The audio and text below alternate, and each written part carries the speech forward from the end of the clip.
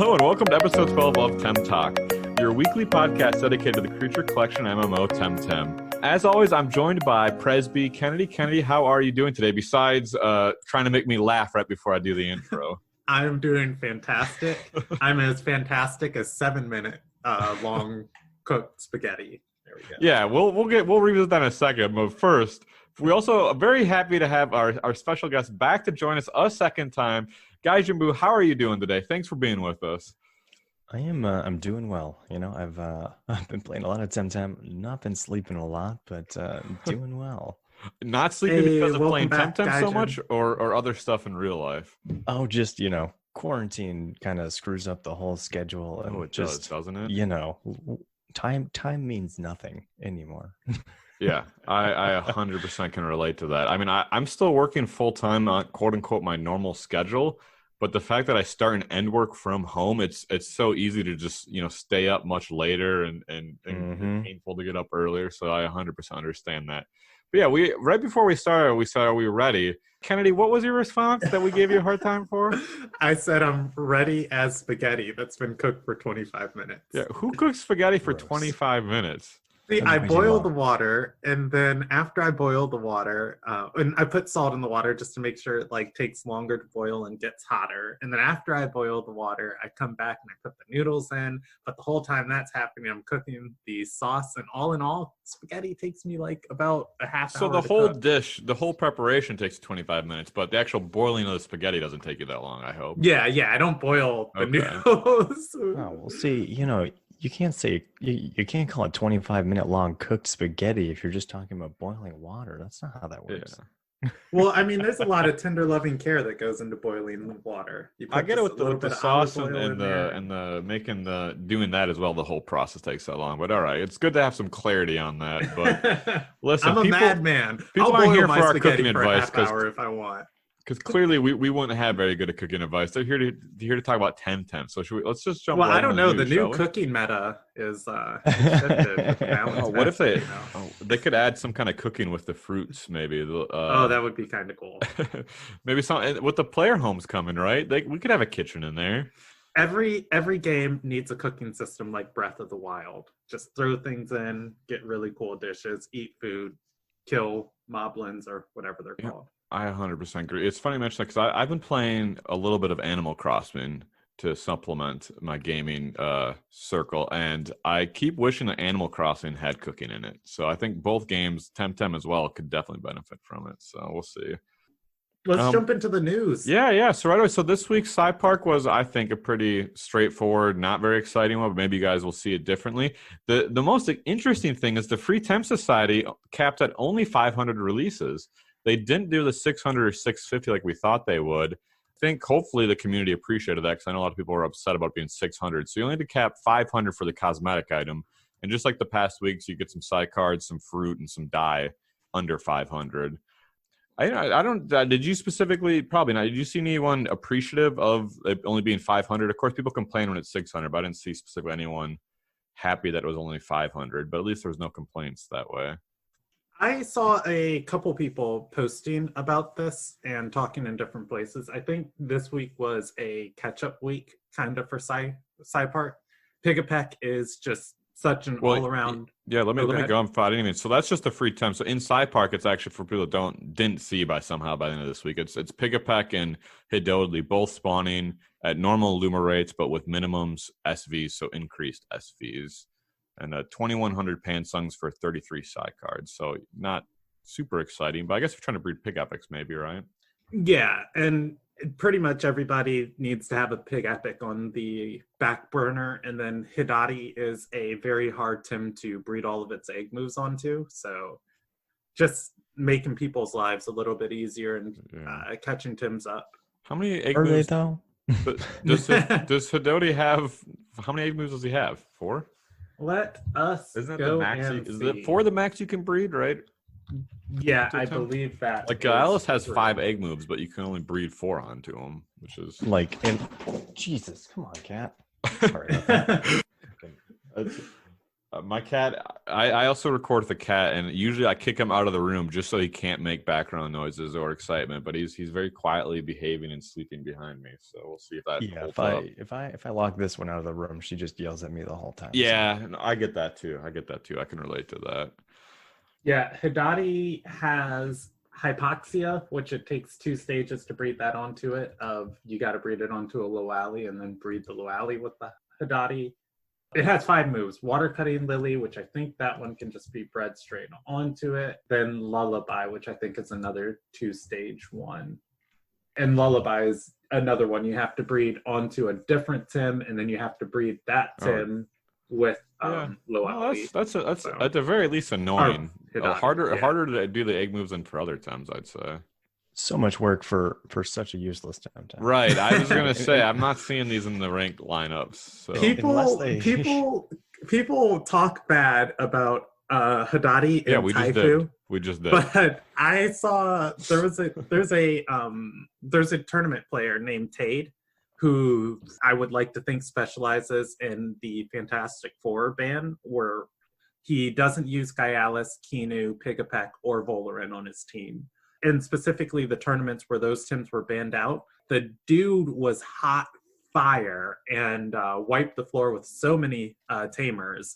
And one of his primary strategies was leading with a Hidari that had Water Cutting Lily and Hypoxia, and then like one other move. And Hidari just has like such great coverage. What does Hypoxia do? I don't even know what that move does. It's just a wind move that does a big amount of damage. Okay. It's like base 130, no hold, lots of stamina. It's basically the crystal spikes of wind, and I don't think it has priority. Hidari has access to such heavy-hitting moves. A decent typing, its ability is not horrific when you don't have access to Fainted Curse. It's the budget Fainted Curse, Toxic Farewell. And all in all, like, it puts out decent damage. All right, Gaijin Buu, you're throwing shade. Has he done any convincing for you, or do you feel exactly the same? I mean, I don't see Hidari or Taifu being a big part of the meta unless they plan on adjusting some of its stats. I guess in some certain scenarios, if you have it TV trained properly, it could probably be a more viable Temtem, and it might throw your opponent off seeing such an unsuspected Temtem. But I just don't see it. Tide is very impressive as a competitive player, though. I've seen their last few games, and they definitely like to mix it up. Yeah, and I'll agree with that. Like, one of the problems with Taifu is pretty much everything it does, somebody does better. It takes a format like the Fantastic Four ban for Taifu to become viable. But I would just say right off the bat, though, I've just pulled up its stat page. 87 stamina and 85 special attack is nothing to shake a stick at, especially if your opponent ignores it. Like, 87 stamina is like a bajillion moves that it gets to throw out before it runs out of stamina. I like how Hidori has become our Temtem of the week almost at the top of the show by the Cypark update. Unintentional. No. It'll be a cold day in the down below before that. I don't know if I got distracted talking about spaghetti. Thanks so much for coming back, by the way, Gaijin Buu. I think the episode that you were on might be our most downloaded podcast and viewed on YouTube. So you might be our good luck charm. I think the community's in demand. We'll see if you can go 2 for 2 if it was a fluke, though. Pressure's on. Let me see how this one goes up. We had Blue Sapphire on last week, which you made a great funny post on our Reddit in response to with his speed running. He was a lot of fun to have on, but he didn't pull in the same kind of numbers as you. So I'm going to create some rivalry between our guests here and start ranking you guys. I think everything's got to be competitive, right? We're gamers. So wait, are we putting Gaijin on A tier or S tier? Clearly S tier. Can you have a tier list or T tier for Tachiro? Can you have a tier list with only 2 entities being ranked? Fair. I am super thankful for everybody who comes onto the show. I was going to say, before I talk too much smack, anyone that appears on our show is S tier in my heart, right? Yeah, exactly. Did you guys see you can get Temtem on Humble Bumble? So that's Humble Bundle. Sorry, I wrote Bumble in the notes, but it's Bundle. And you can save $7 with a Humble Choice, and they're partnering with Direct Relief, so a nice way to see people be able to acquire Temtem that way, do a little bit of good in the world, get a discount if they're buying some other stuff. I haven't used Humble Bundle myself. I'm a deep in Steam and don't care to branch out, but I know people really like that service, so it's great to see it. And you know what, it's funny that I saw this, because I always think like, oh, for people who haven't bought it, like who's still buying Temtem? But when every week on the Reddit, do you guys see this? Because I see these threads where someone's like, is this game worth buying? Should I buy this game? I do it Pokemon. So there's definitely people that are still lurking, on the peripheral, thinking about jumping into Temtem or playing it. Because I see that post every single week, and I've resisted just linking them like episodes of this podcast. Like, here, come learn more about the game. But so there's definitely people buying it. So if there's someone that still hasn't bought it, it's a great way to pick up the game, I think. I think most Humble Bundle games can actually be added into Steam libraries as well. It's just another way to get games, but I'm pretty sure most of them can just be added in as well. Now you're shaming me, so I could add them in my Steam library and be supporting someone that partners with charities. Okay, all right. Yeah, and Steam's got their whole 30% revenue share that they take. So Steam. Yeah. No, it's probably. Well, I wonder what the structure with Humble Bundle is. How much they take versus, because they're giving some of the money to charities, right? If I wonder if Crema gets more or less or about the same when all things are said and done. Like, is it a better way to support them to purchase it? I would assume they get more, since I'm pretty sure Humble's their publisher, correct? Oh, that's right. They partnered with them from the start, didn't they? Yeah, so I would assume they get more from Humble Bundle than they do from Steam, because 30% revenue share is a bit hefty. Well, what is it? Isn't it? What is Apple's on the App Store? Isn't theirs pretty ungodly too? Yeah. I always hear about a lot of criticism of that. Did I hear a kitty meow in there? Can we get the cat on, please? That'll really help. Your views will go up. Let's get a good meow on the mic if you get the chance. We'll definitely put you on that S tier. This is one of the areas, though, of, I guess, like gaming in general that I am pretty daft in. Or this is all new information to me. It was like, oh, this is cool. So yeah, good to know for the future. I mean, for me, Steam is just, and they get me. It's just so darn convenient. Just the store and everything's there, and all the libraries there. And did you guys ever? This is a sidetrack day, but today's all about a sidetrack. We don't have a main topic. We're just three gamers chatting today. Do you guys ever check out Good Old Games or GOG.com?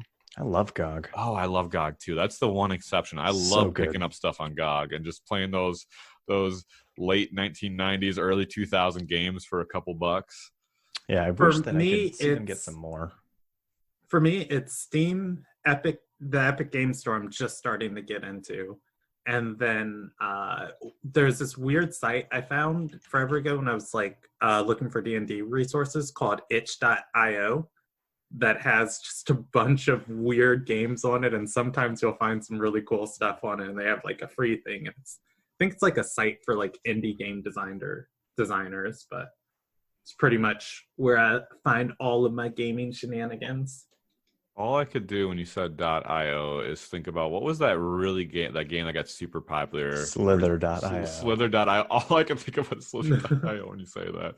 Oh man, what happened to that? It's still all the typing crazy. I'm sure it does. Does anyone care about it still or play it more? I don't know. I think some people still play it. It's not as popular as some other games. Obviously, it's died down a bit. But yeah, I might have to go play some of that. I just opened it up in a browser. Yeah, it's still here. You can still play. I better close this out, or I'm gonna get too distracted. So moving along here, Kenny, you brought some good news watching the Discord from the community manager, where they created a community ran event channel to help organize and publish those. So I'll let you run with that and explain a little bit. I think you're the most excited about this, probably. Yeah, there is a community events channel on the Discord now where you can go and post huge events that not huge, any type of community event that you're running inside of Temtem. And there are a couple rules and stuff that they have posted for it. But this is really cool because a lot of the tournament organizers and the people who, run these big events are competing inside of the media channel with sharing, events for tournaments, get-togethers. I think there are only like 2 different types of events in there. There's a bunch of events, but it's pretty much tournaments and epic stream giveaway things, where these people were also competing with people in the media, where they're just sharing like, hey, I'm live streaming now, I'm live streaming now, I'm live streaming now, I'm live streaming now. And so much of that would get buried that it was difficult to promote these events. So now there is a dedicated place where people organizing these events can promote them to the community. And it was requested on the feedback and suggestions for Krima to make this for the community, and then they ended up listening and did. It's nice to see that, right? It's just nice to see them take a night response to something that was from the community that wasn't their own idea and respond to a request. So I think people get frustrated with the lack of content right now, to think that Krima's not doing anything or not listening or not. But just, I think a little thing like this shows that, at the least the community management side, they are very active and trying to engage as much as they can. Yeah, and there was a little bit of frustration of people wondering if it was too late, and that huge audience that Temtem had when it originally early launched, hype. and then, it's just like not being able to communicate to them well enough where to find stuff. I got a big question for you that you made me think. We're all three as very biased, so we all want the answer to be yes. But do you guys think that initial hype wave will be recaptured with some big content releases or the full release? Or do you think even if there'll definitely be resurgences, right? Do you think do you think the initial will be as big as it ever was? What do you guys think? Or do you think that they'll recapture and bring everyone back and out that level if they release another island, or when they release the finished game? I don't think so. I think people will. Well, I don't know. This is a hard thing. Yes and no. I think there will be big bumps in the player population when content is coming out and things are getting added. But I don't think that it's healthy to expect that level of hype to live throughout the game's life. Right. I feel like who we have now is going to be the base of Temtem, and it's just going to grow over time, because games in general, like this monster collection games, the two things that there are to the game is there is collecting monsters, and there's customizing your collection of monsters and team to fit, your needs and strategies and going against other people.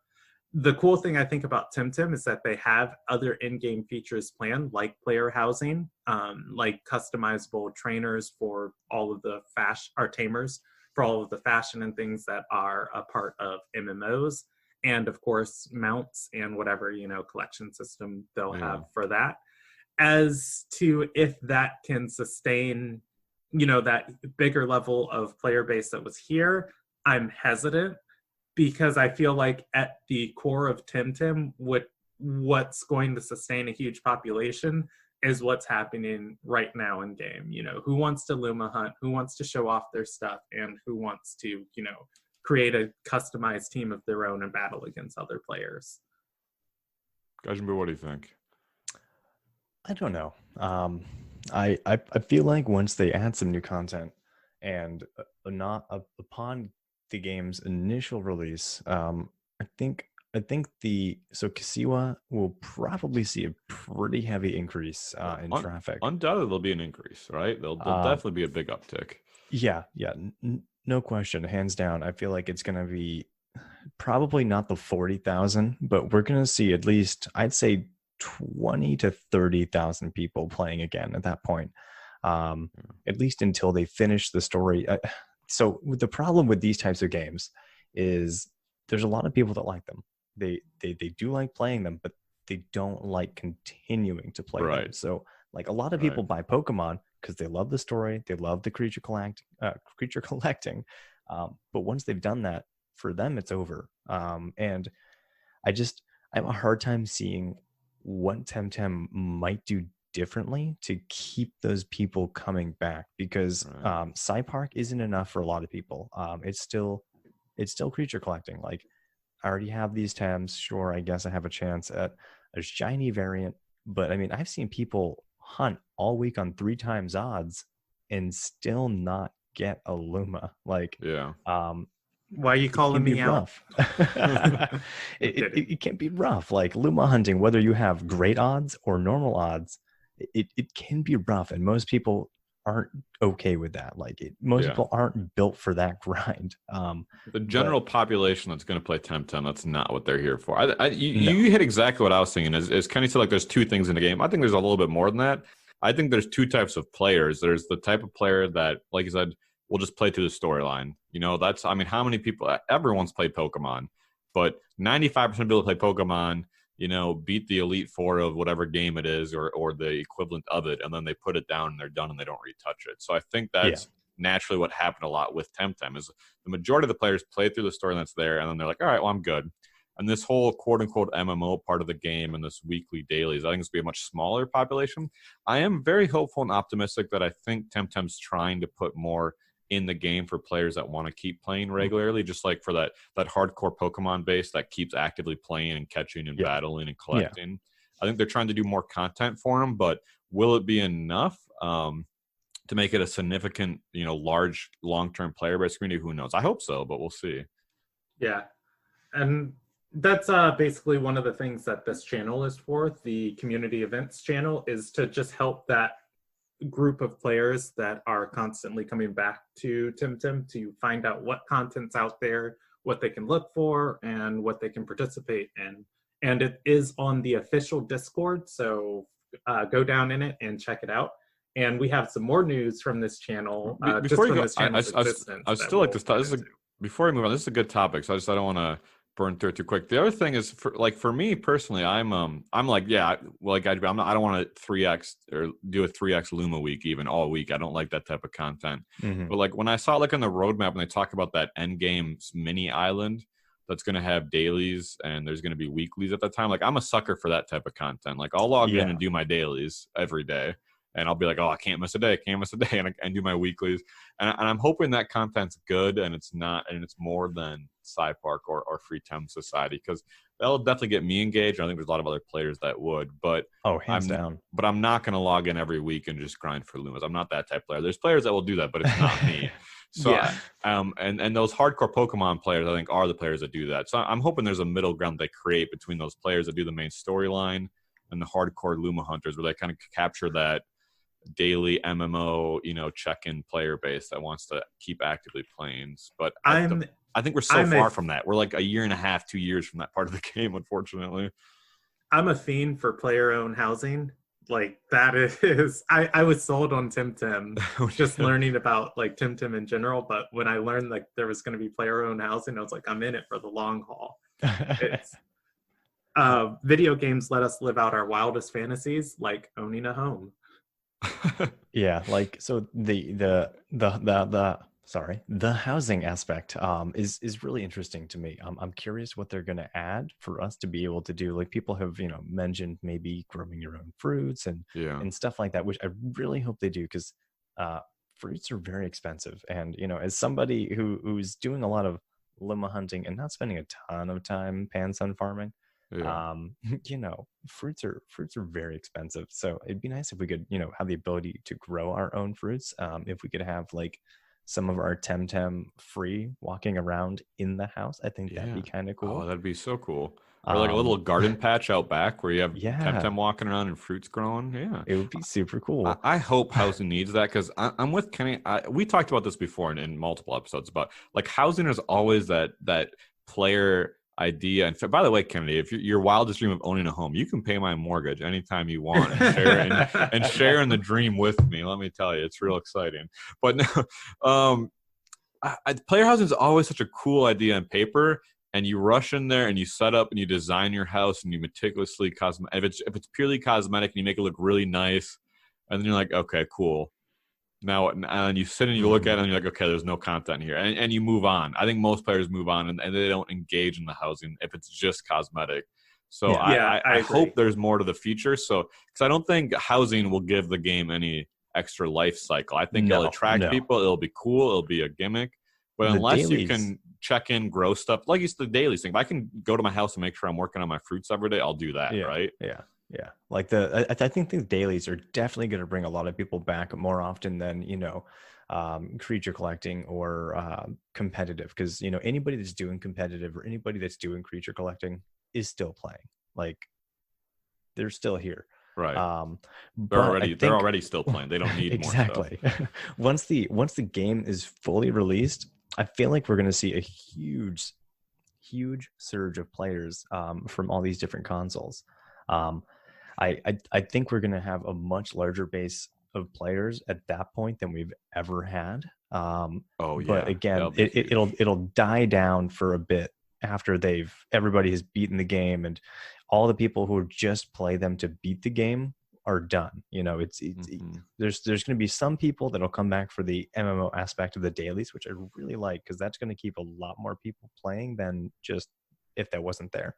But I still think it's going to be a much smaller amount of the total capacity that buy the game. But we'll see.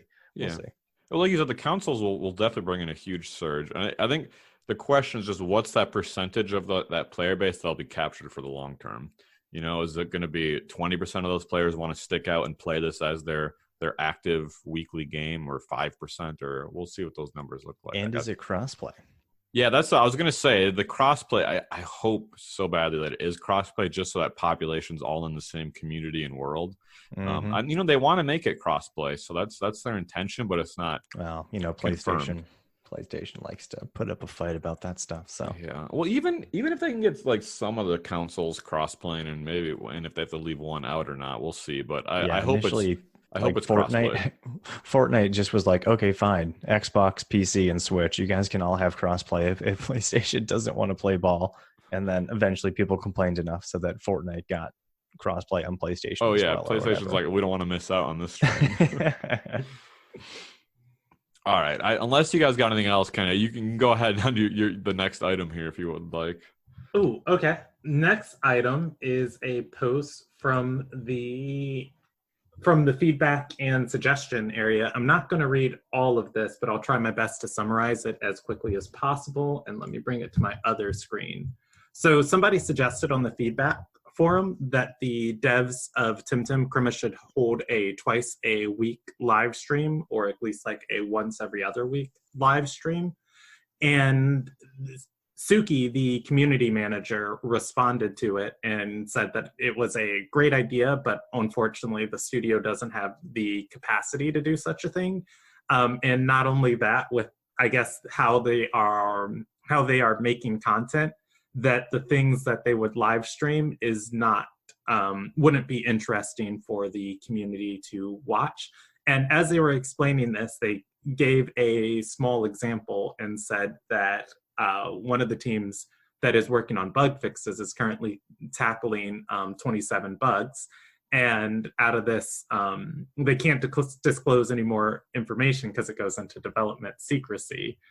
And so a lot of people in the Discord were kind of like, wait, what's development secrecy? This is, what is this? And a lot of people are theorizing before Suki finally just responded. It means we're working on chat and the club update and on Kisawa. That's what's going on. And then through further discussion, Suki revealed a little bit more concrete details of Krima and said a team of 24 people can't whip up a whole big region in a month. So yeah, Kisawa is being worked on at the moment. And I can tell you it's very orange, which is a nice little extra bit of information we got about it. I urge everybody, though, to go to the forums, though, and read about this, read about their response on this dev stream, just because Itsuki goes on to a few other topics there that people discuss back and forth. And just generally saying, the devs are always looking at feedback and always trying to find what's the best way to communicate with the community, as they've tried over communicating and under communicating, and both times the community complains a lot. So right now they're just looking for that middle ground. I think it's very easy to lose sight of the size of Crema as a company, because most of us following this game follow other really big games and companies and kind of expect the same interactions. But 24 people is just a tiny team to be working on something that's blown up as big as this has. I mean, this is like on the opposite end of the spectrum, but just for something to compare it to, like, you know, everyone knows about World of Warcraft and Blizzard. And just a quick Google showed like that they estimated to have like around 5,000 employees as a company, you know, not all working on World of Warcraft, but hundreds and thousands of that doing it. So to go from, you know, to play a game like that has thousands of a team behind it to 24 is just unbelievably different. So I can only imagine and relate how much they're struggling. And it's, I wonder if they're probably not, but I wonder if they're trying to expand and grow their team a bunch. They're probably not, because they have the team that they want to get the game out. But that's just such a very small team is all I guess I want to try to come across with. It's funny too, because for the job I do, there's about a dozen people in our organization, and we serve a client base of about 630 people or 650 people. Yeah. And to imagine that on a bigger scale is just like, all right, so if I had double our workload, we'd have 1,200. Crema, or if we had double our employees, Crema has double our employees. Yeah. And they have a couple million people that bought the game, and then or rather, 1 million copies sold, and then, you know, hundreds. Did they hit 1 million copy the last set? I guess I was 500,000, but that was a long time ago. Oh yeah, might be 500,000. But they're probably well over 1 million at this point. I was going to say, I can't imagine it hasn't hit that, but you're 100% right. The number of. Go ahead. Sorry. They hit 500,000 in less than a month, I think it was. Yeah. Yep. I remember that stat. But to think about the number of customers to employee staff, it's difficult. So.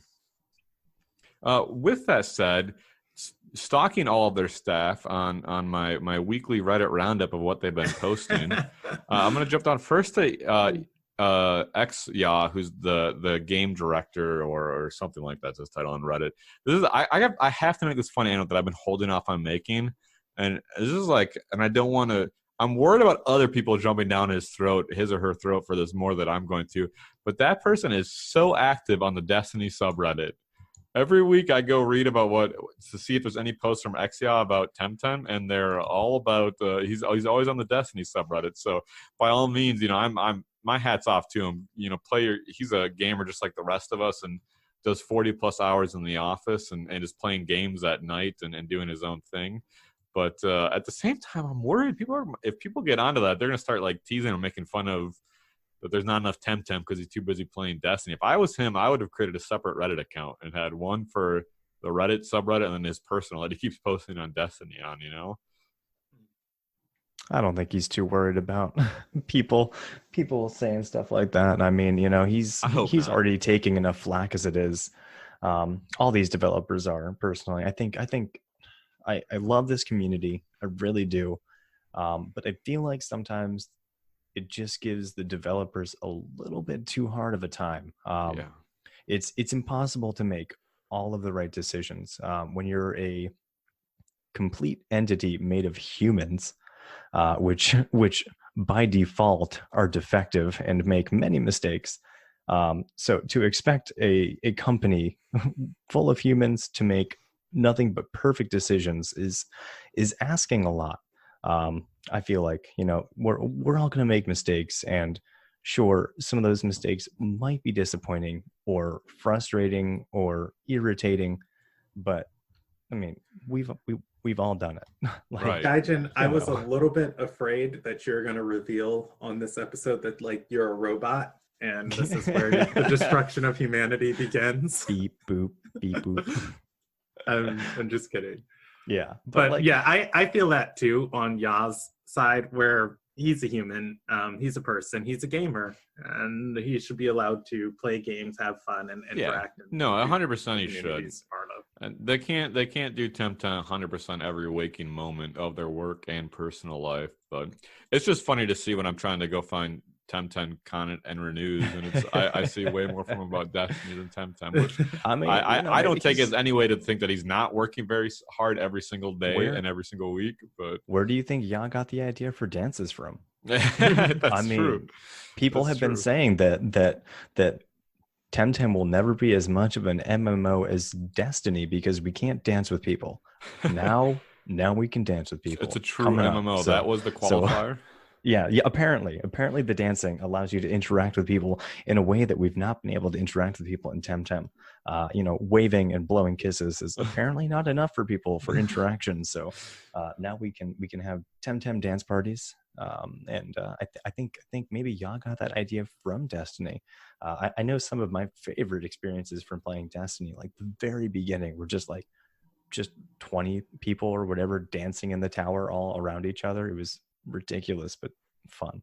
That's I gotta say, if anyone ever did complain about this, my very first thing would be is you want game developers that play other games and other popular games, because you want them seeing what's out there. You want them getting inspiration and ideas and seeing what works and doesn't work. So just to be clear, it's totally a good thing. You don't want gamers that don't play. You don't want game developers that don't play games. And you don't want them focusing just on one thing either. Right. I mean, burnout is a very real thing, and especially with when you take so much crap for making bad decisions. Like, it's got to be really frustrating as a developer to try and do something that you feel is right, and then just take all this flack. So just developing Temtem and spending 100% of your time to it is not a good idea. Developers need an outlet too. And if Destiny's Jan's outlet, go yeah. Yeah, for sure. Well, to make that relatable to people, think about, anyone working their normal job that deals directly or indirectly at some point with a customer has ever done something that a customer's gotten mad about or dealt with a mad customer.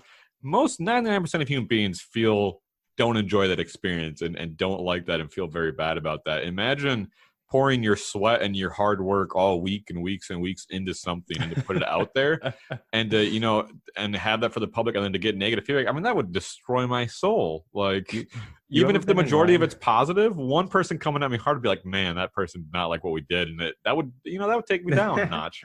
You ever been in line at Walmart at the customer service desk with that one person yelling at the customer service agent for something they just completely can't control? Yeah, nothing to do with. Yeah.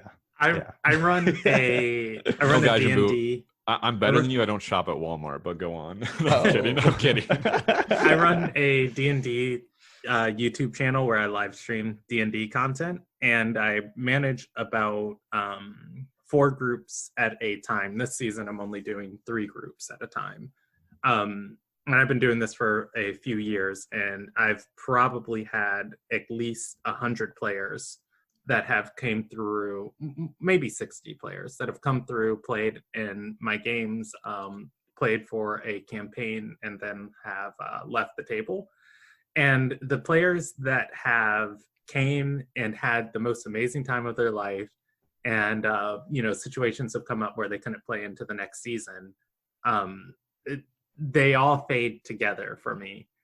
But I can remember very specifically the about nearly 10 players that have came through, have not had a good time, and have left because of something that I did at the table. Sure. Where it's just like, I have a very active base of players that really enjoy playing, but those few voices that are just those are the ones that stick with you. Yeah, you effing suck, dude. And it's just like, oh, I'm sorry.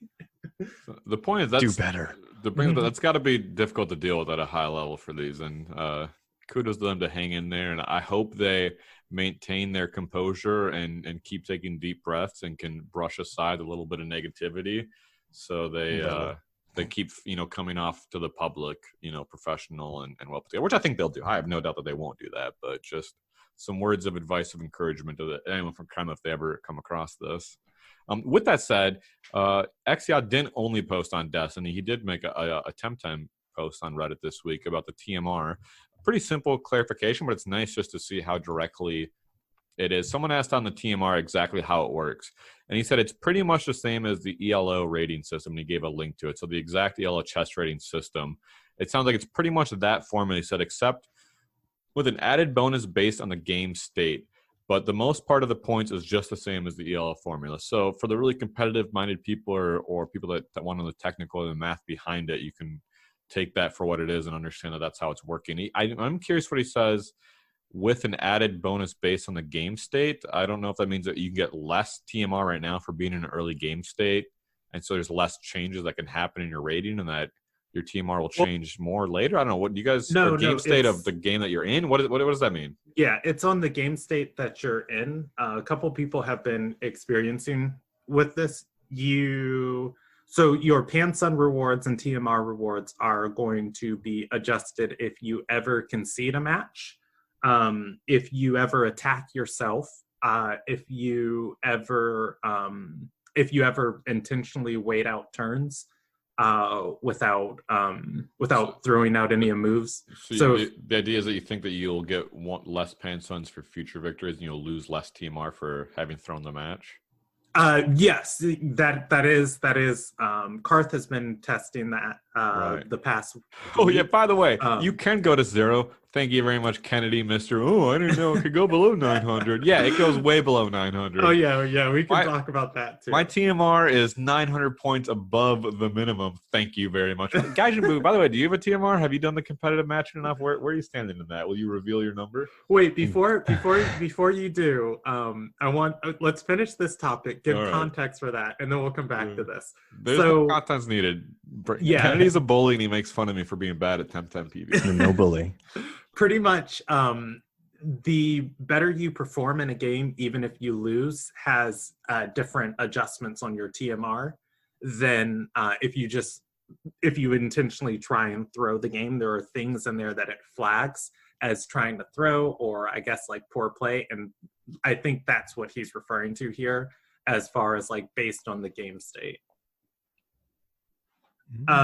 Moving forward from there, Gaijin, talking about the TMR, we have a friend that sent me a message of their placements. They lost every single placement game, and they placed at, I believe they were intentionally trying to throw, but they were trying to throw in a way that I guess the algorithm didn't pick up that they were throwing the games. There was such an atrocious team. Thinking about it makes me sick to my stomach, the team composition. But after they lost 10 games, they placed at 120 or 170 TMR. God. And then they continued to play the team comp until they got down to 0 TMR. And they sent me a picture and screenshot of it, which is crazy. Oh my God. That's insane. How much money do they win at that point if they win? I can't imagine like 10 Pan-Suns? So queuing on the ladder is a bell curve where generally if you're at about 1300 TMR, you'll get fast games pretty often. When you get above 1800, you get to the top of that bell curve, and queues take an upwards of 15 minutes. Apparently, when you're at 175 TMR, queues take about 18 minutes. Oh, bet. That means there's other people at that TMR. That means there's other people that they do find eventually down there, though. I'm just 1800 and 1300. I watched one of his games, and he queued against somebody who had a very similar team comp to him, and I was just like, what is this? Do you see how? And I'll let everybody know what the team comp is. That judgment in his voice for us that aren't so good at it. Okay, you tell me how you feel about this team. A Nesla on the left slot. I love Nesla. I beat the whole storyline with Nesla. Strongest Temtem and Temtem. Go on. Yes, with Hydrologist. Okay, and a Shroud on the right slot with mirroring. Nesla has Chain Lightning. It hits one Tim, the second Tim, then hits the Shroud. The Shroud has mirroring and deals damage to the Nesla. Like it's built to lose as quickly as possible. Right, I mean, that takes skill, though. Yeah, I know. It takes skill to be that bad. But it just hurts. I respect the being able to think about stacking all those traits. Yeah, that's more thought than I put into my team when I don't try to lose. Gaijin Buu, have you been on the ranked queue? Have you been playing ladder? What's your experience like with all that? I have actually not played any rank, wow. none at all. I am currently building a team. I've had actually, so since I do a lot of Luma hunting and my Nuzlocke runs, and I don't have a ton of time to make money because I don't sell any of my Lumas. I usually give them all away unless they're on my OT account. Then I keep one of each that I need. So Still haven't got my Luma giveaway. Still waiting keep for trying. that. Keep trying. So if it's on my main, I'll keep one of each. Like, so for Mushi, I have 2 Mushis now. So any extra Mushis that I find at this point are also given away. So I don't sell them. I just give them away. So I've had a lot of help from the community. I've had many competitive Temtem donated to me. So I am working on building a team. I'm working on setting up the TVs and the team composition now, and I will be getting into competitive in the coming weeks here. Well, I hope you'll have to let us know how it goes. And I don't think there's anything. You'll see you're safer now. You've been able, by not doing any ranked, Kennedy can't make fun of your TMR. So that's smart of you. That's right. Whatever you get, he's going to come at you about it. We'll see. Yeah, you have to let us know how that goes for sure. Yeah. I haven't touched it a lot recently. I definitely need to give it a try again. I'm trying to stay. You're talking about like 1,800 TMR. I'm just trying to stay above 1,000. And by stay above 1,000, I think I need to get back above 1,000 right now before I can stay above 1,000. But it is what it is. On the other side of Reddit, the community manager Itsusaki was active there this week as well, not just in the Discord. They made in response to someone who posted a picture of this, what looks like a player in the same spot constantly, and they were like, what's going on with this? I tried trading. Itsusaki came in and actually said that it's a server ghost, not a real player. So trading won't have any results, haha. So just confirm it's a little funny bug out in the game. If anyone's seen that, it's on the second island on the walkways. Oh, the dude floating up in the air? Yes. Yep. Yeah. Yep. I've seen him too, and I almost sent you a picture of it, Andrew, this week, because this is the first time I noticed it. Just like, what is going on? I gotta go find. I'm gonna have to go to that location to see if I can spot it, because I haven't noticed it naturally. So something to go check out. I didn't know if it was newsworthy, but yeah. It made it. Hey, with the amount of news, and I'm not throwing shade, with the amount or lack thereof of news, anything is newsworthy right now. By the way, I looked it up just while we were talking for like their team size. By comparison, Game Freak in 2 years ago had a team of 143 people. So it's probably only grown since then. But if you compared to Crema's game size, that's more than 6 times as big. So just to give people again more spectrum of where Crema lands is, they have 1/6 the amount of people that Game Freak does when they develop Pokemon games. So. Yeah, and let's not forget. Game Freak has a lot more experience with this type of thing, and also the MMO aspect adds a ton of complications into the whole process. There's a lot going on. The other thing from Itsusaki said that there was someone recommending that they should consider Stadia, the Google Stadia for Temtem, and they jumped on that right away and said, before things get rowdy, I haven't had a chance to try the Stadia yet, and I'm pretty interested. That said, I can tell you that here at Crema, we have our hands full and are only focusing on the consoles originally planned.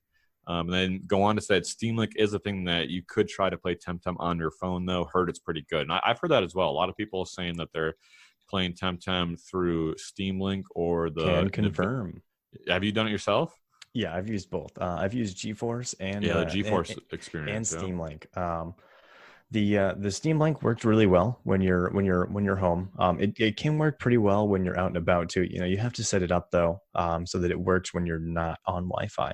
But I feel like GeForce works a bit better when you're not on Wi-Fi, and the controller scheme on NVIDIA GeForce by default is just a lot better personally. I'm not a huge fan of the default for Steam Link. I don't know what's going on with mine, but it's complete and utter garbage. I have no idea what the default settings for Temtem controller are. So bad. I've played on Steam Link before on my phone, and I've never played a game before on Steam Link, but it was really, really cool that I was able to playing Temtem in the early days. I don't know if it's gotten any better, but it was back when, queue times would take like 15 minutes, 12 minutes to get onto the server.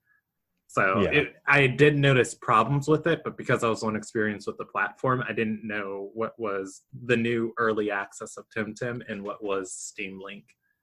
What? Yeah, the Steam Link can be kind of iffy. Like, so the only thing is the latency. So a game like Temtem, perfectly fine. Although you do have to be careful. I've had a lot of issues where some latency will kick in, and the like I'll hit up or something on the D-pad, and it'll just throw it up like multiple times or left multiple times, and I've accidentally ran from situations, which luckily wasn't a Luma, but sometimes the buttons just delay and then push multiple times or whatever. So this makes me think about how long is it going to be till we get a Twitch plays Temtem. It's funny. I was just thinking the exact same thing.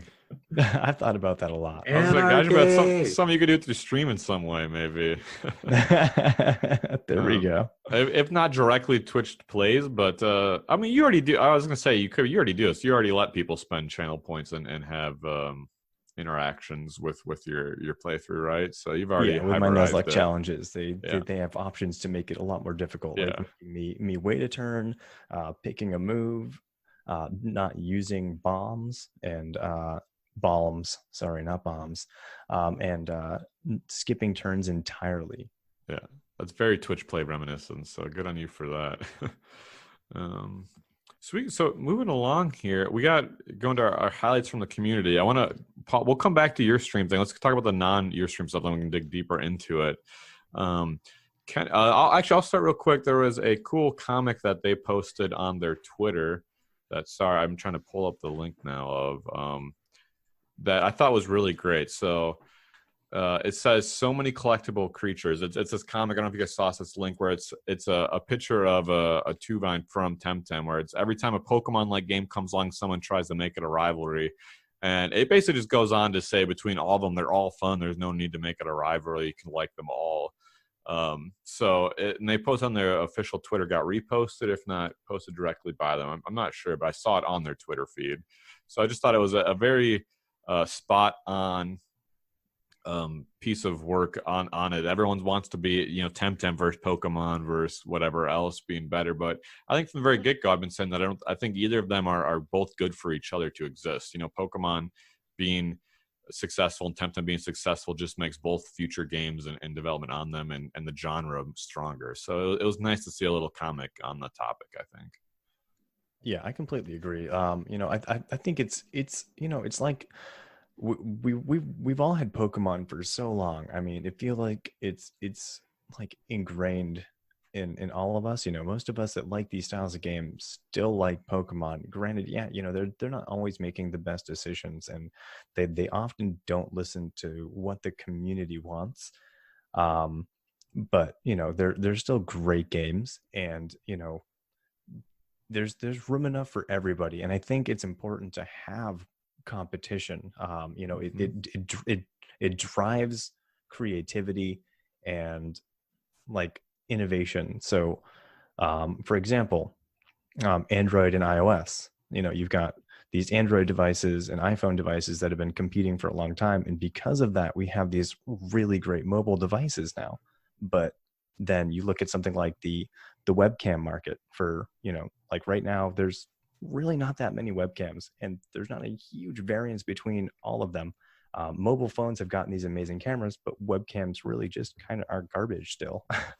So, having two competing companies doing the same thing and trying to do better than each other often, one up each other, yeah, just makes it a better overall for everybody. Because I feel like Nintendo hasn't done a whole lot because they have no competition. For 20 years, there's been nobody that holds a candle to their games, really. So now that Temtem is a thing, I'm hoping that it's going to take off enough where it'll actually force Nintendo to make some changes that people have been asking for a long time. Yeah, I hope so too. I think it can only mean the next Pokemon game will be better. I don't think you have to be a strictly Pokemon fan or Temtem fan. You can just be a creature collection genre fan, or it's almost fair to call the genre Pokemon. But right. I agree completely. Kennedy, you want to tell people about the Temtem World Cup coming up? Yes. So thanks to that community events channel, I learned about an event that was happening. Josh Stryker is holding a 5.5 million Pansun tournament on June 14th. There is no entry fee. The link to sign up for it is inside of the community events channel on the official Temtem Discord, and I believe there was a Reddit post about it today. But yeah, Temtem World Cup, I believe that's going to be the biggest prize pool that doesn't include real world money inside of it. It's outdoing Club Wars. Club Wars is a 1 million Pansun tournament, and that's over 6 weeks. So 5.5 mil for one day doesn't cost anything to compete. I highly suggest everybody get a team, sign up for this, go throw your hand in the ring and try and do your best. I will just outright say, if anybody wants to be sponsored to compete in this tournament, just let me know. I'll breed up some crappy Tims for you and give them some horrific TV training spreads and enter you in. If you win, you give me, let's say, 30% of your prize. Always hustling. So, Gaijin Buu, happy belated birthday, by the way. Hey, thank you. I heard you did a birthday stream. What'd you do about it? Tell us about that. Well, I just did a 12-hour birthday stream. I think it ended up being like 13 hours technically after all was said and done. But yeah, I streamed all day. I did a lot of Luma hunting. I was doing some TV training as well for some whiplumps for my alt account. And while I was doing that, I ran into a Luma Mushi, which was pretty awesome. And then from there, I ran into a Zephyr later on, right as it turned to my birthday, and I wasn't paying attention. I was trying to catch up to chat. Chat was under the other screen, so I have two screens up right now. I mean, when I play, I have them windowed right beside each other. Right. And chat was under the one that did not have the Luma, and I wasn't paying attention, and so when I'd finally caught up to chat, I had already clicked run on the screen that had the Luma. And no. I see Luma in chat, and I'm like, what? And I look over to my left screen where my stream manager is up, and I can see the Luma Zephyr as I'm running, and I died inside. Did Sarah McLachlan play of just I will remember? Yes. Basically, it was very, very disheartening because it was on my giveaway account, which is the worst part. So I felt like I had robbed the community of a Luma, because any Lumas that I get on that account are given away. So I did make it right later on. On Thursday I gave away a Luma Mudrid to replace it. But it felt awful. And then the other stuff I did during that day was I had six Luma Bun eggs that I had bred with Dust Vortex and the correct competitive trait. Okay. So I had bred up 6 Luma Bun eggs, and I gave those away throughout the day. Just kind of had a great stream, hanging out with everybody. It was really fun. I received a lot of in-game gifts from people, which is amazing. I received a Luma Valash egg from the Magical One, which is just insane. And the Anonym gave me a bunch of Luma eggs and Shadows and Dragon Lord, and at the end of the day, I had also received a gift from the person who won my very first Luma giveaway at 50 followers. They won my first Luma that I had ever caught, a Luma Tataru. And so after I had on theme, after I had ran from the Luma Zephyr and I was dead inside, I received back my original Luma Tataru. Oh wow. Tater Tot has returned.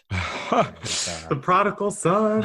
That's right. Home. So that made my whole day, especially after running from the Luma, receiving the OG Luma back, just made everything better. But yeah, it was great. It was exhausting. It was tiring. I'm not used to talking for 12 to 13 hours That's a straight. marathon, yeah.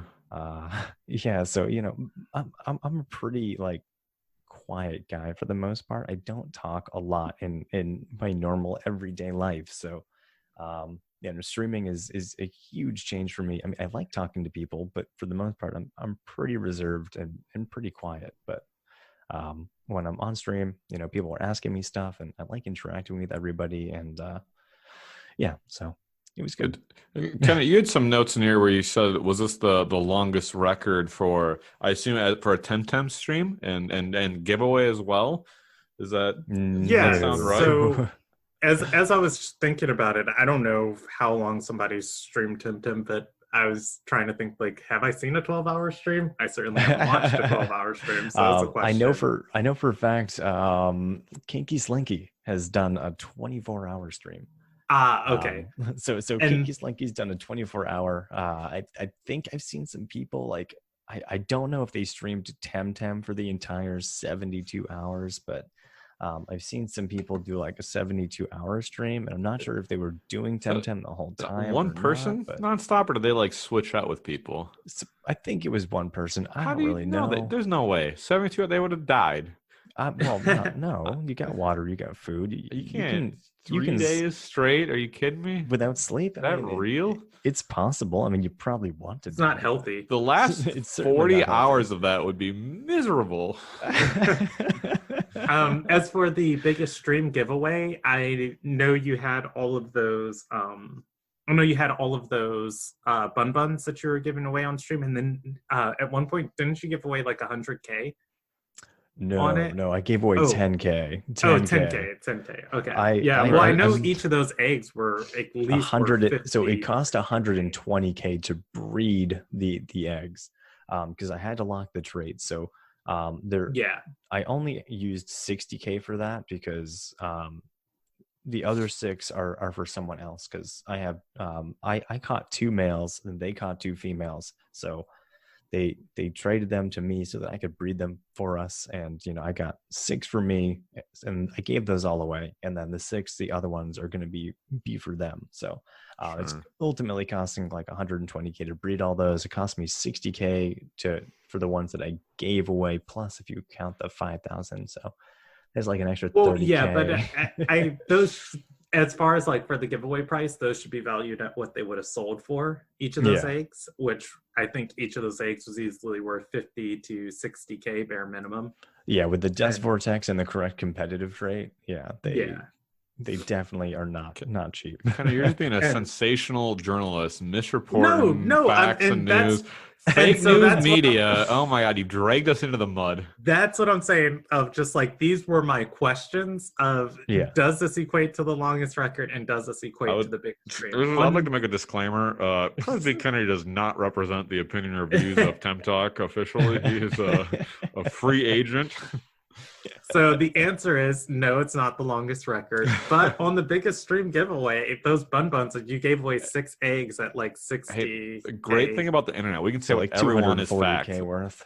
We can say anything is fact here on the internet. So it's official. It was the biggest stream giveaway ever done in Temtem. I'm saying it right now, right here. I might have received the most. I might have a record for receiving the most Luma eggs value, though. I mean, that Luma Valash egg has to be super expensive. Like, I mean, I know my Barnshee egg that I sold, and this is before the market crash, but the Barnshee egg with all 3 egg moves that I sold, because I sold 1 Luma Barnshee egg, sold for 200K, and I know Luma Valash is not cheap. When you market crashing, you're talking about specifically the Luma market, or has more happened that I haven't been paying attention to? Just the Luma market, because of the telomere change, right? And all that, and all these bots being banned, so these pansends being removed from the community. Yeah, I think I'm happy for that. I haven't been breeding and selling Tems as much as I used to. I need to get back into it. So I've been curious if with the ranked queues coming out, if people cared less about perfect SVs, and from what I saw, the little bit I had, then it hasn't really impacted prices of just bred perfect SV Tems. But I don't know. I mean, have either of you guys seen or paid attention to that area? You I know, feel if like competitive Tems have increased in value a little bit just because perfect Tems are now more important where you can't telemer hack anything. I mean, not that people really yeah, used them for regular Temtems, but I feel like with the competitive scene being as big as it is and, yeah, needing perfect Tems for non-ranked matches, like tournaments like plus OPs or I think Josh Stryker holds non-ranked matches, competitive matches as well, obviously, and yeah. all these other people. So I feel like the value's gone up a That's little good. on those. That makes me happy because that's one of the things I probably enjoy the most, and that's my corner of Temtems. I like the role play idea of I'm a Temtem breeder, you know, and I'm just breeding and Temtem and selling them. I always whenever I watched Pokemon, they'd always like back in like the original shows, like Brock would be like, I want to be a Pokemon breeder, but like Pokemon never really Yeah. explored it very early on. So I was like, yeah, me too. I want to do that. So I like doing that in Temtem, breeding and selling and trading Temtem. I can't wait for the auction house. It's a little Oh painful yeah. to try to do all the business on Discord, and I've got burnt out just posting Yeah, that's every why I usually hour. just So, run auctions instead. Like I'll go to Plus OP's auctions just because I don't have the time. Like I'm right, not going to sit there and respond to offers and stuff. right. I'm still going to get a good offer if I sell something in Plus OP's auctions, or Josh Stryker How does has that work? Tell auctions me as more well. about that. Can anyone sell stuff through these auctions? What kind of Yeah, cuts and fees? yeah. Tell me about this. So it's 10% for non-subscribers and 7% for subscribers. Okay, sure. So you've got the 10% fee, so that can be a little oof, But if they but sell it for you, I would pay yeah, 10% and I not mean, deal with that part of it. just the fact of you don't have to deal with the whole, Hmm.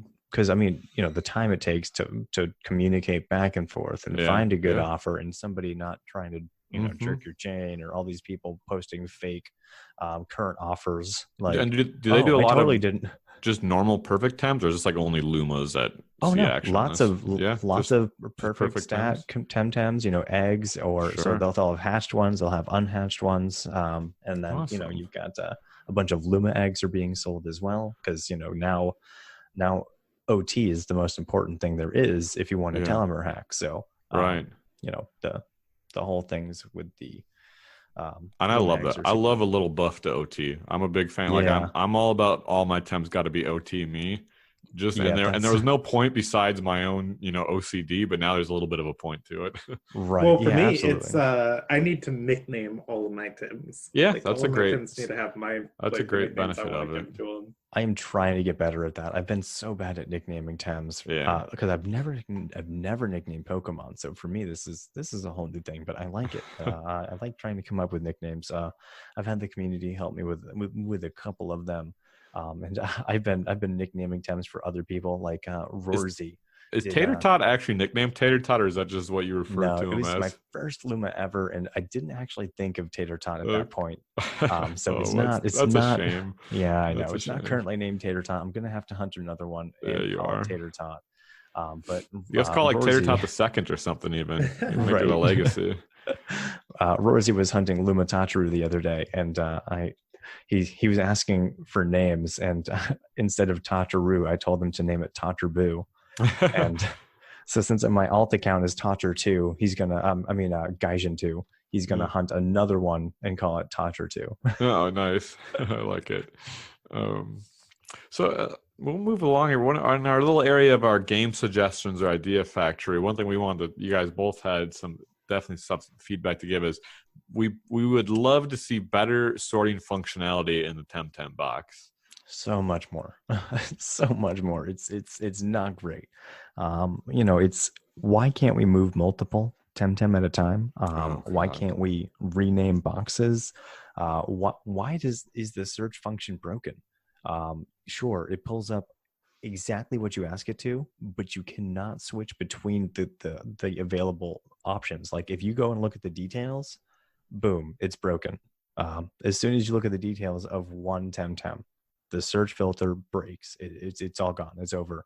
You have to do it again. So you're saying like if Um, you search Nidrasil, pull up all your Nidrasils, but if you mhm. click and look at one Nidrasil and then you try to hit E to go to the next one, it's not going to bring you your next Nidrasil. It's just going to go to the next 10 in your box next to Correct. that. Exactly. Yeah, So that's frustrating. whatever is next to that Nidrasil it's going to pull up something else. If you don't already have it sorted yourself manually, the search function is essentially useless because you can't left and right in the box to see the different stats if you're looking for a particular one. You have to manually sort it yourself and then go through it, because the search filter, you can search for all water temp, and then it'll pull up all your waters. But if you hit right, boom, you're in the tem directly next to that one that you were looking at, not the next water temp. Yeah, that's frustrating, especially with breeding and free tem. Like managing tems in and out of your boxes is such a big part of Temtem, you know? Oh yeah. It's not just storing a few extra tems that you're switching out in your teams. Like you're mass capturing tems and releasing some and breeding and selling and doing all the manual trading that we were talking about. So it's a big part of the UI that you spend a lot of time in. Mm-hmm. Oh yeah, Kenny, you're saying you have some issues with it too. Was it just basically that search function, or we have another? Well, challenges? I noticed it because Gaijin pointed it out when he was on our podcast before. And this week specifically, when I was trying to breed some things, I noticed it. My question, though, as far as like making this as a suggestion or feedback, is what type of availability, I guess, do they have inside of like their development cycle and stuff to address this? Because I feel like it is something that needs to be addressed, especially when we're going to have 175 Tims in the game. All of these Tims, you know, we're going to be breeding, having different egg moves, possibly running 2 different types of the same Tim, like Volarin with anaerobic slots and Volarin with aerobic slots on it. But it is something that needs to be addressed. But I would question kind of resource priority. Yeah, resource priority, and then how you would find an answer to this of like, I guess, I don't know how the coding of Temtem works of making essentially like a virtual box that stores all of these in. And and for me, I'm thinking that maybe a better option starting off would be first a sort function. Hold on a second. So are we going into we're visiting we're doing the pretend be game coders and developers this week. Guys, we're just saying we usually do this. We also have science segments where we pretend to be science and Kennedy pretended to be a physicist once and got called out in the comments. Before we get too far though, I do want to say so where they already have the search filter in there, I feel like it's just broken. I feel like this is a bug. Like it has to be like the search function cannot possibly be meant to work like this. It cannot be. So they've already put in the resource and time into it, and now I think it's a bug that just needs to be fixed. No, I think the search feature is pretty amazing as far as like how you can narrow down and find stuff. Oh, absolutely. Like I do agree with that. When I was thinking about like the actual implementation of this, like a strategy, I guess, in my mind, just theoretically how something like this would work would be when you search Tims, it puts them into basically kind of like a temporary box that then lets you, you know, melt or scroll through all of the Tims in that temporary box. And when you clear the search, it goes away. But in order for something like that to happen, I feel like the box feature would need like an auto sort feature that can automatically move your Tims for you without user input. Auto sort would be amazing. Sort by type, sort by name, sort by number, sort by ability, sort by just, there's so many different sort by functions that would be really nice. Because I mean, I'm not gonna lie, I'm lazy. I don't want to sort myself manually, one by one by one by one by one. At the very least, allow us to move multiple Temtem at a time. I mean, we have access to keyboard and mouse. Like, let us select multiple, or give us the option on a controller to select multiple. You can't even you mass release, right? You have to release one by one. Exactly. There's no mass release. There has to be a mass release too.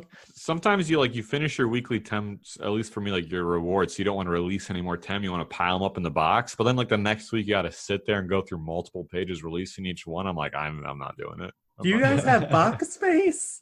Well, that was my other question. Do I you have think we're going to so get much more box box space, especially as we they are. release islands? Yeah, and I stuff? think so. I think We so. are. I would not be surprised if it doubled. Yeah, I'm running my boxes are pretty tight as well already. So I mean, just get a second account like everybody else. yeah, I guess. Yeah, I need to make. I could make some more money rerunning through the game at least. Yeah, and at least 60K. Yeah. So okay. All right. Well, I think that covers that pretty well in summary. Before we do the what we've been up to this week, I kind of Kennedy, this kind of goes hand in hand. You get the main stuff with the weekly challenge. Let's just do it all at once. Okay, So, I'm cool with that. the last week, the challenge was create and play a ranked team where all 8 Tems share the same type. And we are kind of talking about Blue Sapphire pointed out that there's not a ton of types you can even do this with. But Toxic is one of them. And Kennedy, you did this. And I got to go right off the bat. I didn't tell you this beforehand because I wanted to do live react. This was my challenge. You told me I had to do it. I didn't do it. I didn't do this. How dare you? What? How dare you with The your audacity. pre-bred perfect Nitrocell? And you worked so hard on this, and it was so painful for it. And no pun Take the intended. Nitrocell. It was such a toxic experience for you to do all of these toxics. I was like, man, it's a challenge for me just to get my normal 8 Temtem team TV trained up and going. So I didn't even come close. Yeah, so this gave me a lot of insight into our challenges and stuff. I think if we do any more challenges in the for the future, we should focus it. Tems. Yeah, we should focus it on no more than like 4 Tems. Well, they don't have to all be competitively focused. By all means, there can be other weird, quirky things. Yeah, and we can do other things, but yeah, we shouldn't require people to doing breed doing a Nuzlocke run with full- Tatterers only. We shouldn't require people to compete and breed with to make a whole new team and compete with it in a week. But that said, it did force me to engage with the Temtem community. And I want to just shout out at the start of this segment to Uakazi, who is a competitive pro player and let me borrow their perfect bred Calibus that was already TV trained, which shaved off so much time and allowed me to do this challenge. So the challenge was all the Tims had to share one type. And the team that I chose was a toxic team because I don't like myself. And it was Perfect team for the win meta. Yeah, exactly. So on top of it already being difficult, I was trying to compose a strategy between my Tims. I already had a trained Mushuk. I already had a Volerin, and I was like, okay, and I had a Nidrasil that was pretty decent, and then I knew Calibus would be a pretty nice tank. I've always wanted to do some things with the Doroboros. But would you believe me if I told you none of those things were the superstar of my team? Because every game, the Volerin would get instantly banned because it would look at my team and it's like, yep, goodbye to that thing. And talking to Karth on his stream, he actually informed me how Toxic Affinity as a trait works and that it applies before and after the formula, and that Toxic Affinity and just generally the traits that improve these that improves the type of damage a Tem does. Explain to people just off top that don't know what Toxic Affinity might be. Okay, so Toxic Affinity is a trait that a Temtem using a toxic move deals 15% additional damage with the move. I'm not 100% sure how this math calculates, but because of the way Toxic Affinity applies, it doubles stab bonus. So whenever a toxic and the stab bonus is same attack type. So if you're a toxic Tem using a toxic move, you already get a 50% damage increase. So you're telling me that if you have Toxic Affinity, you're a toxic Tem, use a toxic move, you think that somewhere in that formula you're getting that 50% twice then, once for the trait and once for the stab? Yeah, well, the Toxic Affinity is applying to the stab and the move. Something like that. I don't know. But whatever it is, Orifil hits like a mother flipping truck with Toxic Affinity and attack TVs. And it's really, really fast. So I was like, nobody's going to expect this. So I'm just going to speed TV train it, and I'm going to attack TV train it. I didn't even put all this together. You used an Orifil that wasn't evolved into a Nidrasil to hang on to the Toxic Affinity trait. The light bulb just went off. I caught up to you. Yeah. Because if you evolved it, you would have got the Nidra trait. So you can't do this with a Nidra. Interesting. So you had a toxic attacking Orpha. See, look at how this out of the box strategy you've come up with. This good on you. Yeah, and what actually ended up carrying my team was Toxalotl and Oraphil. Because they I were don't the want to only talk about Tems that Toxalotl, okay? I'm still bitter. It was the one Luma I've ever hunted, and I didn't get it, and I just... I didn't at least care you didn't about run hunting from it, but now I want to go Yeah. and get a Toxalotl. Because I want a Luma I did one. run from a Tox too. Did you? Oh, that's painful. Yeah, I've run from 2 Temtem in my entire Luma hunting career, a Toxalotl and a Luma Zephyroth. I did also accidentally help a Luma Lapidite kill itself Oh, no. when I was going through the story. Oh, no. And I had to put down a Luma Oshiara in Side Park because it was rabid and broke out of all my cards. Oh, no. Oh no. No. So, 1 hour left in Side Park, and it breaks out of all How many cards did you go in with there for it? 6, but Six. it had no health. It had That's really 1 risky. HP. 6 cards? Ooh, that's... 1 HP, dude. The cards were so expensive. I know they are, but if I Luma hunt, not that I do a lot of it, but I would always want at least 10 just because that's my worst nightmare is doing it for 15 I hours double up seeing on the one and 3x running out of Luma cards. weeks. Yeah. But Yeah. ouch, that's painful still. Anyway, so we digress. Sorry, Oh, you mentioned yeah, you might trigger finish- Toxalotl, so go on. Yeah, finishing up the Toxalotl, I actually, and this is silly, I actually ran the Toxalotl with Power Nap, Pillow, Narcoleptic Hit, and it was TV trained to be just faster than my Adoraboros, and it had full HP and full defense, and it was just a wall. And so what I would do with it is I'd swap it in when something was about to get hit or they found out the sneaky snake strategy. And it would go into the Toxalotl. I love sneaky snake. Yeah, hold on. You just blew past sneaky snake strategy, the SSS. Oh, the nothing. sneaky snake strategy This is coined here. You've heard it here. It's a triple S tier move right Bowlerin there. to be banned, expect Mushuk to be banned. And then I have to pick Oraphil, and then they're just like, it's an Oraphil. What's it gonna do? And then Right. Oraphil trucks someone for half their HP, 2 stacks of poison, then like, oh god, we gotta kill the Oraphil. And then I put in the Toxalotl. The Toxalotl takes the hit and then just narcoleptic hits and puts itself to sleep. And then, it heals 50% of its HP. Or no, it heals 25% of its HP in 1 turn with Pillow and Power Nap. And then I just switch it out. It comes back later. You're to telling do me the that same you thing. went into this saying, I'm going to play till I win. And not to assume it's your thunder, but you said you lost the first match and you won the second match. Did you keep on playing, or you're like, I'm done, I'm out, I got it? I was done. Come on! You did all that work and No. time and All that investment sneaky into snake thinking. strategy, and Yeah, then sneaky you just straight give one up victory? after 1 win. I will play more this week with it. And Next Okay. week I'll let people know. Doubtful, But this was unacceptable. literally like at it's 10:30 last too night late when now. I finished TV training the team. And I'll let you guys in on a secret. I didn't even finish TV Another training the secret. team. Really? The Platimus is not fully evolved. It's the second evolution, and it doesn't have all of its special attack TVs because I was like, if I don't start fighting now, I'm going to be up till like 3 a.m. trying to get a win with this team, and I'll just play it as is. So your next week's And- strategy you've already completed. So you're just trying to get ahead of the curve with it because you have the Orphil and this platypus now not fully evolved. Yeah, But- I might roll with this because I really love these 2 Tims. No, But I know. I love the Orphil. I like. It's not. Can you still call it a sneaky straight strategy now that the massive listener base we have? Everyone's going to know about this. It's not going to work anymore. You're out. Your secret's out. You better go do these matches quickly before people start watching and learning about the sneaky snake. yeah, and we'll see how it goes. But the thing that really made me kind of sad, I guess, while playing this is I got matched up with my Toxalotl into a Noxalotl, and No. Toxalotl, in my opinion, completely outclasses Noxalotl currently in the game. Well, yeah, because Nox is I don't know if Tox is, but I know Nox is a special attacker. I can't remember if the trade switch or not. I know they do it with Raze and Raikan, but with only having one special attack move, it's not super useful. Yeah. But I guess maybe Tox is probably also a special. Well, I don't attacker, think too. Noxalotl has any special attack move currently. You're using But Power the- Nap, right?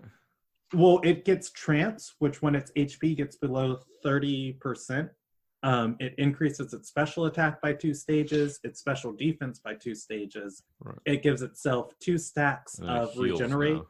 But And which one then were you it using though? gives, You were using I was Toxalotl using Toxalotl, the lower with Power evolution, Nap, right? with Power Nap, which is Yeah, when okay. it sleeps. Yeah. At the start of its turn, it heals for 15% of its HP. On top of a pillow.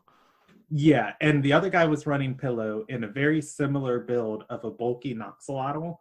And the reason why Toxalotl, I think, outclasses it is because if Noxalotl overexerts, it puts itself to sleep. If something hits it and outspeeds it, while it had something queued, it puts itself to sleep too. And Toxalotl never puts itself to sleep, so no matter what, you're able to get its moves off unless somebody else is putting you to sleep, and then which case fine.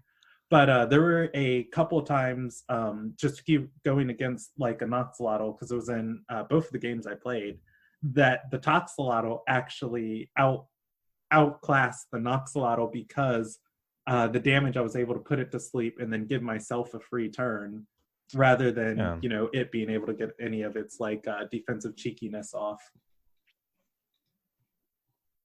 Yeah, the Power Nap is a much better trait. Yeah, so they're both special attackers with 0 special attacks. It's ridiculous. We talked about that when they made that. They made some change with that, right? Yeah, they plan. So it's confirmed that Noxalotl's kit isn't completely coded into the game yet. And they made those adjustments for the future moves they're adding. What was the adjustment? I can't remember. What was the change that they did? They increased its... They buffed its special attack, right? Yeah, they increased its special attack, and then God. they also added regenerating to trance. Yeah, before it had any special attacks to use. Regenerating, and it gives it a +2 attack for special attack again. Come on. Yeah. Because it's got an 85 base special attack as Nox and a 65 base as Tox, but only a 50 base attack for Toxalotl and a 61 base for Noxalotl. Yeah. In which I had my Luma. I wish I had my Luma.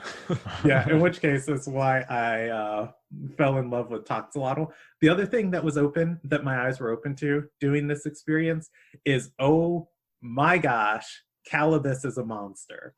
Calibus is such a physical wall. My boy. Then you give him 500 special defense and nothing hurts him. He lasts so much. He takes wind moves really, really hard.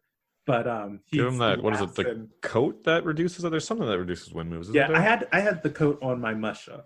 Okay. I actually ended up giving my Calibus a chamomile item, which reduces any stat changes when it enters the field. Because that's the other weird thing about running a monotype team is, normally it's like, okay, I have a toxic Temtem. I need to give it a coat to resist wind.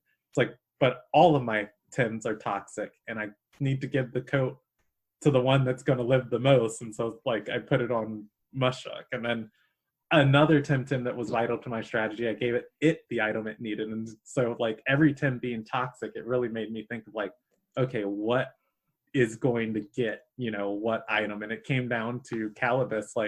Well, out of what I have left, Calibus doesn't need ice cubes.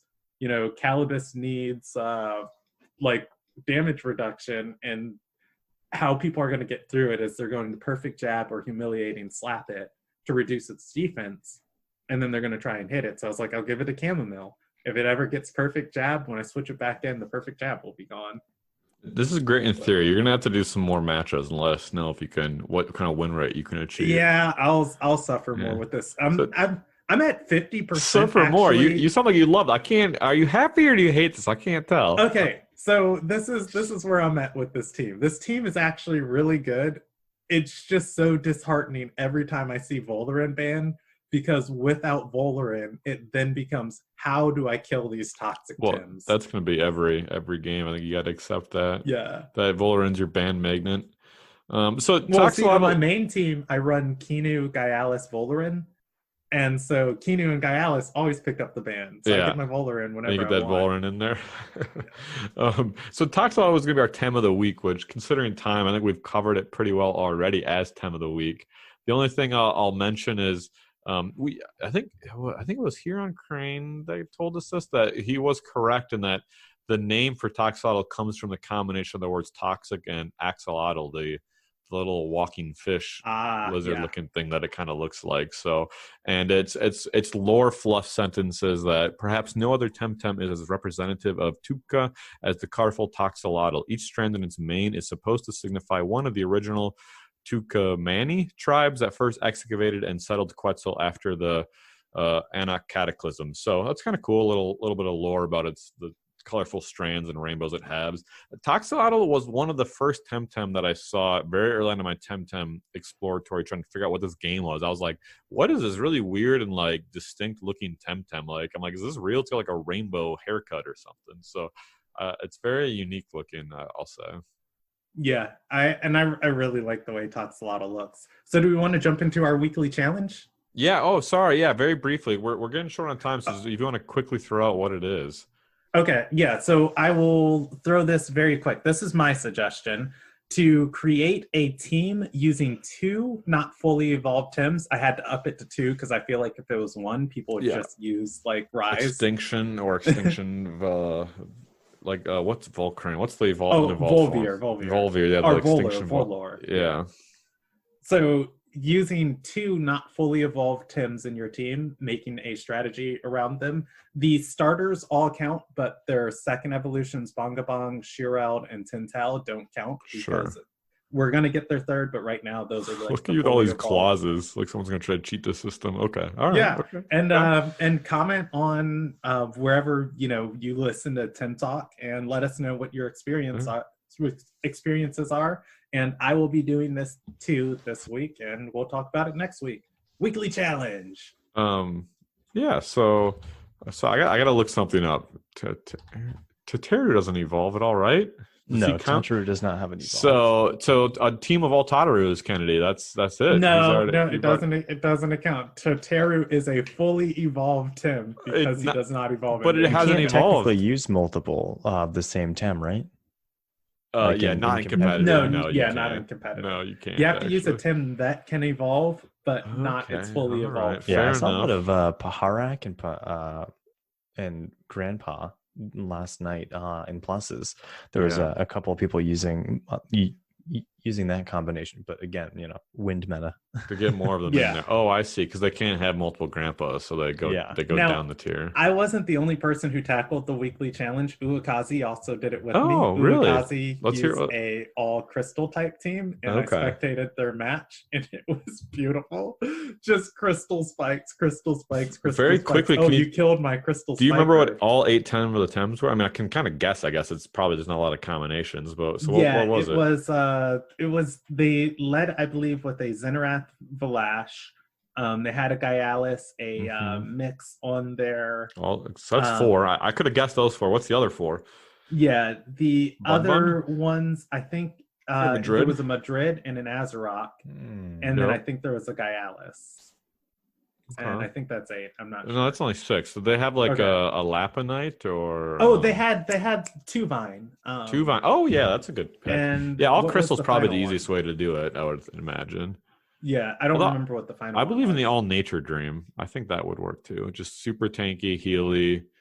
Get rid of their Tems that counter you. But okay. Yeah, nature would be great, except that fire is like omnipresent on teams and toxic's omnipresent. So like one of the things with running all toxic for me, all I had to do was target ban wins. And Pikapeck and Volarin were my bans each game.